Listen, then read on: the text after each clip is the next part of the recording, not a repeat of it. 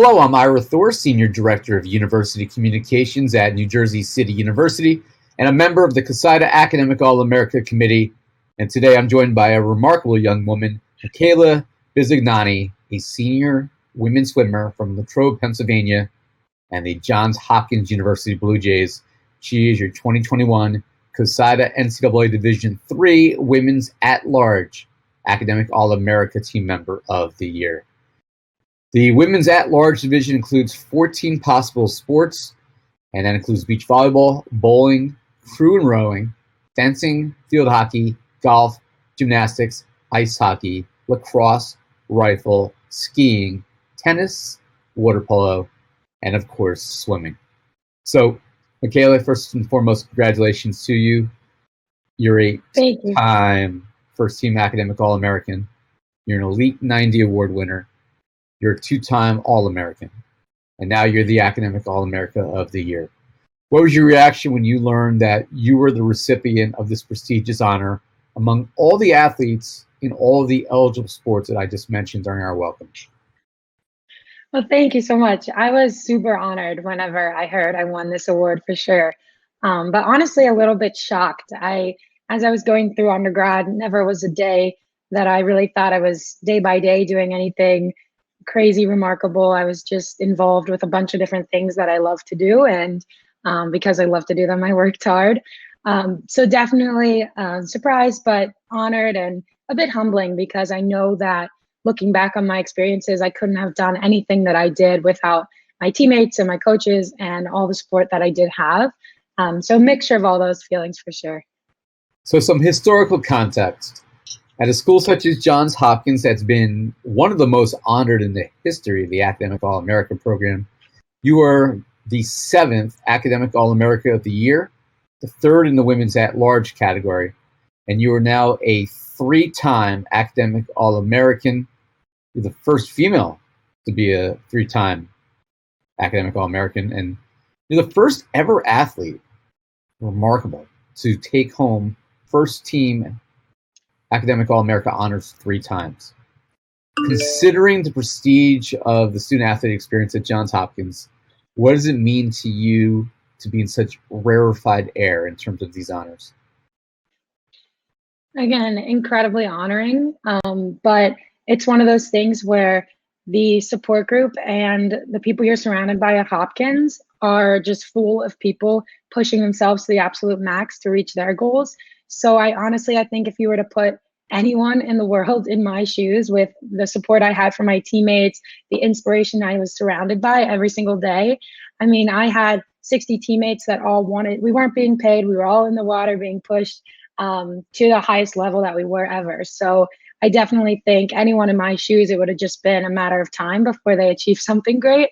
And I'm just blessed enough to have been the one in those shoes. So definitely couldn't have done it without the support that I had. And it makes sense that Hopkins, especially the Hopkins student athletes, breed such successful individuals because of the atmosphere and the support. And it's really just looking around and inspiring. I was going to say, can you talk about the pride you have representing Johns Hopkins, an institution that was considered the first research university in the United States and ever since has been such a leader in education and research nationally? Definitely. It's one of those names that you're really proud to walk around with a Hopkins swimming shirt or Hopkins track and field, because especially this past year, it's been put on such a spotlight. So you definitely walk around, but it comes with that little bit of pressure in terms of, are you going to produce something great too? So it comes along with a pride aspect for sure, and also kind of puts a fire under your butt towards, you have all these amazing resources at your disposal. How are you going to use them? So I definitely always had that in the back of my mind, but it's something I'll carry with me forever. Love that answer. In the pool, you're a 3-time NCAA qualifier. You finished as high as 4th at the 2019 NCAAs. Fortunately, you only got to compete twice at the NCAAs because of COVID. But if that's not enough, you're also on the outdoor track and field team, where you're a Centennial Conference and ECAC champion in discus and a 2-time All-Region honoree. So we know about the academic rigor of being a student at Hopkins. Can you tell us how important it is being able to compete in these 2 sports at this level? how that's made an impact in your life and really helped you make yourself a complete person. Yeah, for sure. So my assistant coach, she gave me this great analogy one day where I sort of imagined myself as a table, and athletics is just one peg that I stand on, and academics is another. And if I ever were to put all of my weight into one peg, the table would fall over. So I really enjoyed having different aspects of my life, even in the athletics field. I had both swimming and track to keep myself balanced and never put too much pressure on myself to be defined by just one thing. I think I more so define myself by being the person who is defined, couldn't be defined by one thing, and rather defined by so many different things. And I definitely, more than anything, appreciated being exposed to such different types of people. I think taking my interactions with swimmers to the track and field meets and things like that, and the traditions that we had in both different sports, I was able to bring a perspective that no one else on the team could. And that definitely carried over in all aspects of my life, for sure. I've done a lot of these interviews over the years, and that is one of the greatest analogies that we've ever had offered, so thank you for that. You have a 3.99 GPA with a double major in molecular and cellular biology and psychology. What was it about these two programs that interested you? So when I applied to Hopkins, I actually applied engineering. I wasn't sure if I wanted to do pre-med right off the bat, but my only hesitation was if I wanted to stay in school for another 4 years after undergrad. But after my first day in a Hopkins classroom, I just fell in love, and I knew that I wanted to stay in school as long as I could. So that's when I decided to switch to pre-med, and I picked up the bio major. It pretty much aligned with the pre-med requirements, and I was always interested in how the human body worked and kind of on a microscopic level for biology. And then I picked up psychology because I was interested in how humans interacted on the macroscopic level. So human interactions, how we think about each other and things like that. So I thought that that combination was exactly what I was interested in the mind and the body and how they interact, and not only amongst ourselves, but with other people. And there's nothing fascinating, more fascinating to me than the human body. And that's kind of what put me on the track that I am now. Wow. Well, I want to turn to some of the remarkable work that you're doing outside of athletics and outside the classroom. So I'll try to summarize some of it because we could be here for probably an hour. The obvious question that we have is how you have enough time in a day. You're clearly a superwoman. So we'll talk about a few things. So you got the Johns Hopkins SAC committee you're part of. You're on the Women's Pre-Health Leadership Society, vice president of the Hopkins Undergraduate Bioethics Society. You were co-founder and lead mentor for the Pre-Health Student Advisory Board. And if that wasn't enough, in addition to you were the project lead for Enactus, which is a global organization that addresses social issues through entrepreneurial action. But one of the more interesting activities you participated in was a research assistant in the Johns Hopkins Laboratory for Child Development, the Bhargava Lab at the Johns Hopkins Medical Institute, and you were also in the neuroendocrinology lab at St. Vincent College. This is all during your undergraduate career. Tell us a little bit about some of the work that you've done in these labs and how you think that in the future it may potentially impact society. For sure. So my most extensive project and kind of long-term was in the Lab for Child Development on Hopkins. So in this project, I mostly focused on a project with 17 to 19-month-old infants. And I've always loved kids, so that attracted me to this lab. But the ability to kind of understand how a child learns about their own environment was extremely fascinating. And basically my project looked at how surprise and the element of surprise and unexpectedness can actually enhance a child's learning, and how that learning and that ability and how much that learning can be enhanced is stable throughout development.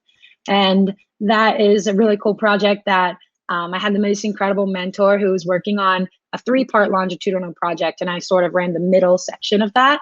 And it was really, really fascinating. And I got to see sort of, again, how kids learn about the world, which gave me such an appreciation for these little infants that can't even speak yet. You can learn so much about them and about the human mind. And then that kind of contrasted pretty sharply to what I did at the medical campus, which was a project looking at different biomarkers for the prognosis of multiple sclerosis.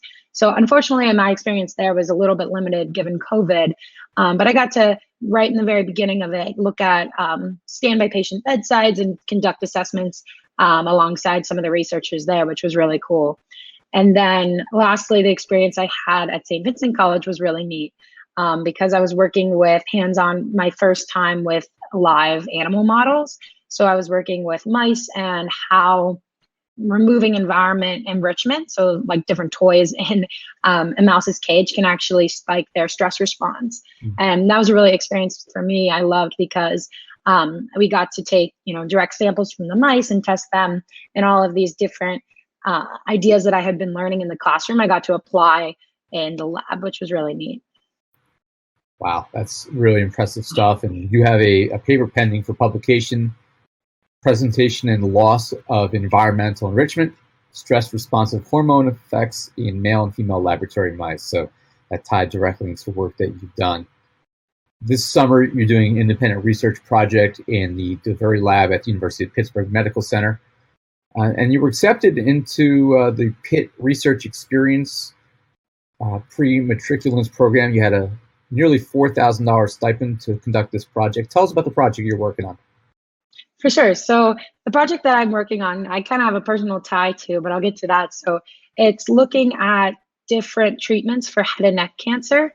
So essentially, what we're doing is I've injected like 30 mice with tumors that are a strain of head and neck cancer taken from, derived from real patients. And essentially, I'm trying to improve immunotherapy with different types of drugs. So giving these mice an anti-PD-1, which is a common type of immunotherapy that is given to patients, but not super well received. It only works in about 10 to 15% of the patients, and adding in an additional drug to potentially boost the effectiveness. And I've been working on that for the past 7 weeks or so, and it'll kind of continue out as I start medical school. It should be done by the end of the year, but really promising things on the horizon so far. That is really, really cool. And hopefully will change a lot of people's lives in the future for the better. You're starting medical school, as you mentioned. You're going to go to med school at Pitt starting in August. You've given us a little bit of a preview of some of the areas of science and biology that you're most interested in. So what do you hope to specialize in terms of medicine, and why were you drawn to that specific area? So I kind of always wanted to do surgery. I love being in the operating room. I like using my hands, working with my hands, and actually being able to see a palpable difference in the work that I'm giving. So I definitely am drawn towards all the surgical subspecialties. And again, the lab that I'm working in now is full of otolaryngologists, so ENT, ear, nose, and throat doctors. So I'm definitely, if I had to choose right now, would probably be ENT. But I'm also, my dad's an orthopedic surgeon, so I've always kind of had that interest. And then also with sports, it's something I've been exposed to quite a bit. So between ortho, ENT, trauma surgery, one of the surgical subspecialties most likely, potentially with a pediatrics fellowship. And the question is really a chance for you to thank those in your life who have really helped you achieve all these wonderful accomplishments: family, coaches, academia. Who would you like to thank to help you get to where you are today? That's a tough one, honestly, because I think the person that I am today is completely a byproduct of every single person, both positive and negative experience and interactions that I've ever had to date. So if I had to thank everyone, the list would be extremely long. So everyone I've ever encountered, but definitely a highlight to my family. I know I wouldn't be even a tenth of the person I was today if it wasn't for them. I have 2 older siblings that have always set the bar pretty high, and following in their footsteps always made me want to, push higher, and then setting an example for my younger brother as well. But then, once I got to college, everything I accomplished in college, I could never have done without my teammates.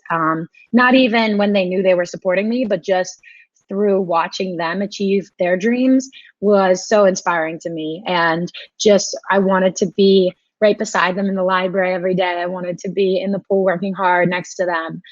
It's just a really contagious energy at Hopkins that you can let it drag you down and get competitive, or you can let it build you up. And that's really kind of the road I was blessed to be on. And then amazing coaches, the whole athletic staff. Not only was I an athlete, but I worked for the athletic department as well. And I gathered this support group that every single time I walked into the athletic center, I could say hi to someone. I was greeted with a smile.